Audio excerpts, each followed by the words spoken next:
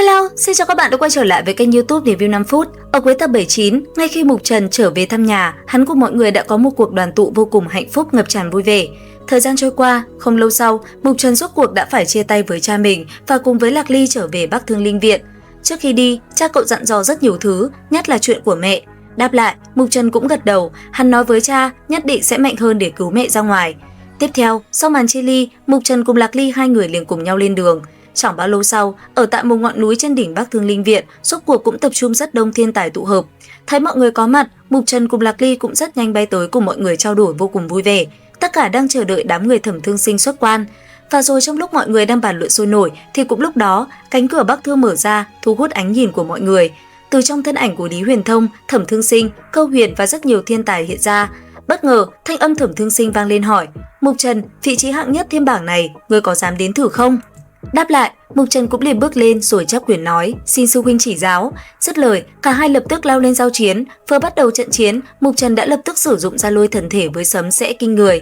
Sau đó, bàn tay vung lên, hai người đã lập tức lao vào quyền đối quyền vô cùng gay cấn. Giữa không trung, từng vụ nổ mạnh bạo cũng ầm ầm bạo phát. Chỉ trong nháy mắt, quyền cước giữa hai người chấm dứt, bọn họ tiếp tục so đấu bằng chiêu thức. Chỉ thấy trong tay Thẩm Thương Sinh, trường thương sáng lên. Tiếp theo, một tiếng giống giận vang dội, hư ảnh một con ngưu mãng hiện ra, theo cánh tay của Thẩm Thương Sinh vung lên, con ngưu mãng liền lao về phía trước. Đối diện với nó, Mục Trần cũng ngưng tụ những đạo lôi điện kinh người về phía trước người mình, hai bên tạo ra cảnh tượng đối lập hết sức ghê người. Chỉ trong chớp mắt, con ngưu mãng kia đã ầm ầm lao về phía Mục Trần và đánh trúng, tạo nên những chấn động lan rộng ra xung quanh. Đón chịu một đòn toàn lực của Thẩm Thương Sinh, Mục Trần gầm lên, bất chợt, một luồng năng lượng kinh khủng khiếp từ người cậu bạo phát. Ngay sau đó, từng tiếng nổ ầm ầm chấn động kinh người tản ra xung quanh, làm vách núi xung quanh cũng ầm ầm vỡ nát. Còn Thẩm Thương Sinh, hắn cũng bị kinh lực chấn bay ra sau, con ngưu mãng vỡ vụn thành những đốm sáng li ti, chỉ có Mục Trần đứng sừng sững giữa trời.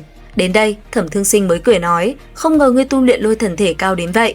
Tiếp theo, hắn mỉm cười hướng mắt về phía tấm bia đá khổng lồ và tuyên bố: "Đệ nhất thiên bảng của ta cuối cùng cũng nên gỡ xuống rồi. Từ hôm nay, ngươi chính là bá chủ chân chính của thiên bảng." Thanh âm vừa dứt, những tiếng hò reo ầm ầm vang lên. Phía bên kia, Mục Trần cũng trịnh trọng ôm quyền tiếp nhận. Bất thình lình, Thẩm Thương Sinh nhìn Mục Trần với ánh mắt nguy hiểm, cười nói: "Ngươi có biết chúng ta ở trong Bắc Thương môn có ước định gì không? Đó là nếu ta bại thì bọn ta sẽ liên thủ hội đồng ngươi một trận." Dứt lời, đám người Lý Huyền Thông cùng Hàng Yêu và đông đảo thế hệ trẻ liền kết trận. Mục Trần mặt mày đen thui, hoảng hốt định quay người bỏ chạy. Nhưng đúng lúc đó, một bóng hình xinh đẹp vút lên từ phía sau, Lạc Ly mỉm cười xuất hiện, đứng chắn trước mặt Mục Trần. Sau đó, cả hai đồng thời bung ra kình lực, một kiếm chém tan trận pháp liên thủ giữa đám người Lý Huyền Thông, tạo nên một cuộc chấn động.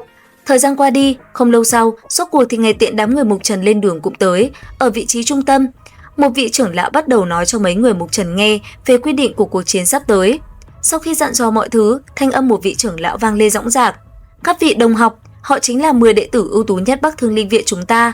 Hôm nay, họ sẽ bước vào chiến trường tàn khốc kia để tranh đạp vinh quang cho Bắc Thương Linh Viện, giành lại niềm kiêu hãnh là thành viên ngũ đại viện.